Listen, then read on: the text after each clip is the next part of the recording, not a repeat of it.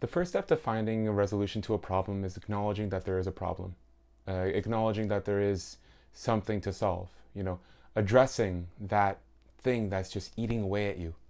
And that could be one of the hardest things to do. And again, I am saying this from experience that it wasn't until about 8 years ago that I was finally able to do that. I was finally able to address that elephant in the room, that thing that was bothering me so much. The mind goes to the worst case scenario when you begin to think about addressing that problem, because you might start thinking, well, if I start talking about it, then this is going to happen and that's going to happen, and then spiraling begins, and then just your whole world comes crashing down even at the thought of talking about your thought or addressing it and really trying to take it head on. I'm here to tell you today about beginning the conversation around talking about mental health, about your own mental health, and hopefully starting you off on the right step in your own journey in talking about your mental health. I've said mental health a couple times now. So in this video, I'm going to talk about how my journey with mental health had started back in 2014. And I'm going to give you a couple of pointers of how you yourself can start talking about mental health in a very healthy way, or even help out somebody that you truly care about. So let's hop right into it. So my story begins back in grade 12. So about 8 years ago now, in 2014, I started to experience stomach pains every single day. So I'm talking every morning, I would wake up and I would immediately just get this immense pain in my stomach right before I would head over to school. It was something that at first I'm like, well, okay, at the time I was lactose intolerant, so maybe I would just be eating cheese or drinking milk or eating pizza or ate something that had a small amount of dairy in it that would cause that issue to happen. So, first you begin making sure that I'm not eating any dairy the night before, but the stomach pain hadn't stopped. I tried eating earlier in the evening, stomach pain hadn't stopped. I tried eating breakfast, didn't stop, tried not eating breakfast, it also didn't stop. So of course at this point my parents have began to become a bit concerned, so we went to go see my family doctor. My family doctor has known me for a very long time, so in addition to the fact I'm lactose intolerant, I had gone through a couple of things in my life. As I had mentioned before, and as you can see, I have a speech impediment. But something else that was very pivotal and transformational in my life, or transformative, was the fact that I have a brother who has autism. So growing up with him has definitely had an impact on me and just who I am as a person. I wouldn't have this YouTube channel if it wasn't for him. So with all that, my doctor knows who I am. He was able to determine that, okay, I'm coming here, my stomach is hurting, it's not for reasons involving the food I'm eating or doing checks on me. There's nothing physically that can equate to the reasoning why it's hurting. But when talking to me, he can see in my body language that I'm down. He can hear in my voice that I am upset about something that I don't even know what exactly I'm upset about at that time. So he referred me to a therapist. I went to my first therapy session the month after, so about April 2014. It was an hour-long conversation. It was like, the best way I can put it into an analogy is like, imagine that there's a faucet, that every so often there'd be a drip. So that drip could be, that freak out, that time of like, oh, I'm upset, oh, I'm anxious, and not really having the ability to let out all the thoughts or feelings, some of them that you don't even know that you have. And that therapist kind of opens up the faucet, and then everything comes out, asking those types of questions that just get the mind going. And for me, it was huge because I started talking to him about things that I didn't even think bothered me. And then I realized, oh wait, these things do bother me. It was transformative. It was something that I did not expect to happen when going there. Like when I showed up there, I was like, well, my stomach hurts. Am I just going to talk to him and everything's going to be fine? Like my stomach's not going to hurt anymore? The short answer is yes, my stomach stopped hurting. Is everything solved? No, because I don't think anything can ever be truly solved. You just learn to cope with it. So because of everything I was able to talk about in that therapy session, I was able to truly start my own journey in talking about my mental health openly and publicly, and like with people I can trust. And I hope that this story at least began to turn the wheels in your head about, okay, so this is how that conversation started for me. Keep in mind that that won't be the case for every individual. And I'm going to talk about that through the next few pointers that I have lined up here. These pointers are, again, completely optional, completely just pure recommendations off of my own experiences and the experiences of people that I know.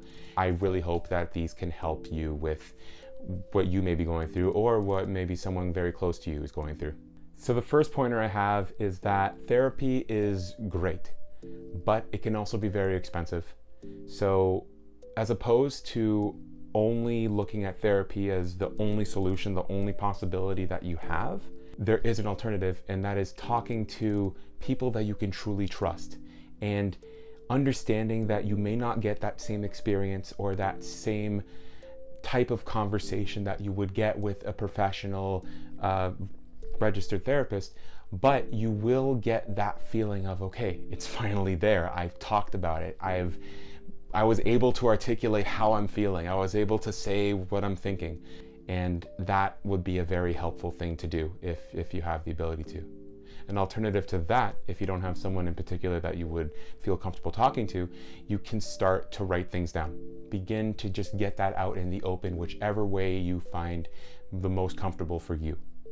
The second pointer that I have is an interesting one. I want to put you in a particular headspace here. So I want you to imagine that you have a friend, someone that, again, you truly care about, who is thinking and feeling the same type of negative thoughts that you are. They may not be the exact same thoughts, they may be the same type of how they make you feel. They're very negative, they're self-deprecating, they're things that really bring you down, and it's bringing your friend down a lot right now. And that friend is coming to you to console them, to talk to them, to help them through this. And you tell them things that you truly believe. You say, you know what, I think you're fantastic. I think you're doing the best that you can. You are going to be able to make it through this. You're going to cope with this. And I'm here for you. I'm here to help you any way that I possibly can. That's a common response for, someone who cares about somebody else and wants to help them.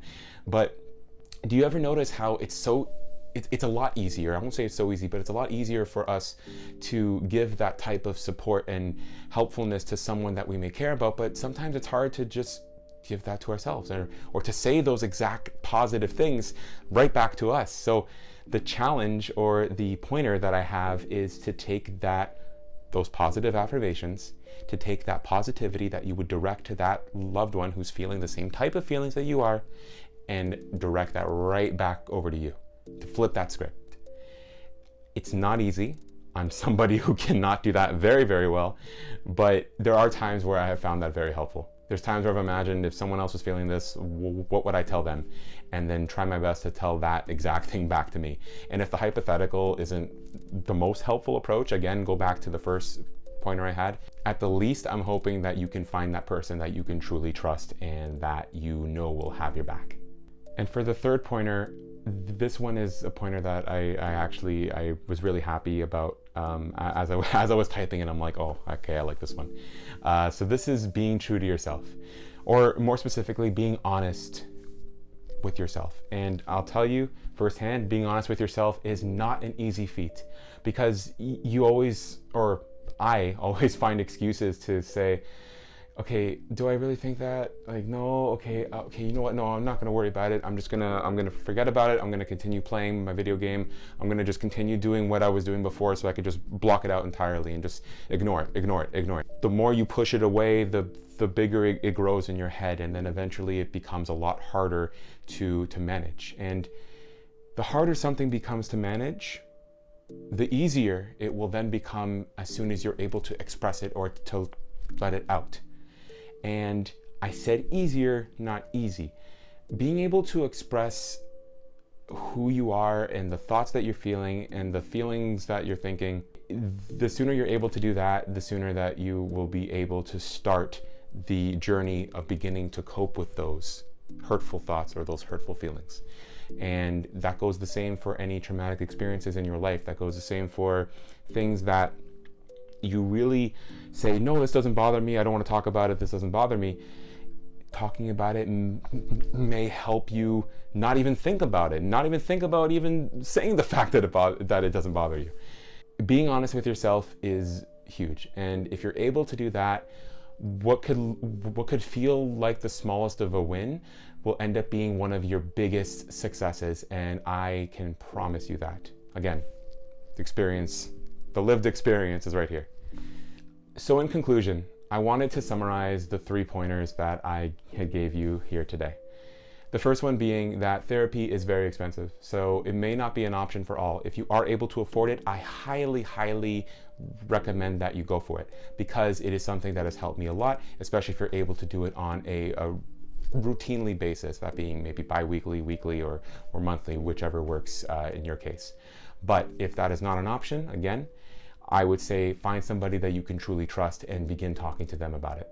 The second pointer being that imagining headspace of imagine you have those thoughts or feelings, the negative thoughts and feelings that you have in your head in the mind of a loved one, thinking of what you would say to help that person in coping with those thoughts and feelings and helping to console them, and then taking the script, flipping it over, taking those positive affirmations and putting them right back over to you. Because if you are able to find that positivity in someone else, then you should most definitely find that positivity in yourself. And the third pointer, be honest with yourself. Being honest with yourself is not an easy feat, but as soon as you're able to overcome that challenge of finally being honest with yourself, you will begin on a very long but very worth it journey in beginning to talk about your mental health. If this video was anything, I hope that it was a great conversation, a great piece of advice, maybe just something to hear in the background. I hope that it helped you in some capacity, or it helped somebody that you had sent this video to. I really hope you enjoyed the video. I hope that you have an opportunity to subscribe and to leave a comment giving me feedback on today's video or any of the previous ones that I've had so far. Still early on in the development of my channel, so there will be changes as things go along. Please feel free to follow me on Instagram, TikTok, and Twitter, as you can see in the description below. I hope you have an absolutely fantastic rest of your week, rest of your day, rest of your month, and as I said in the first video, the rest of your everything. I'm thinking about making that a catchphrase, but I also don't want to be corny. I don't want to be corny at all. And I think that catchphrase is corn. I think it's corn.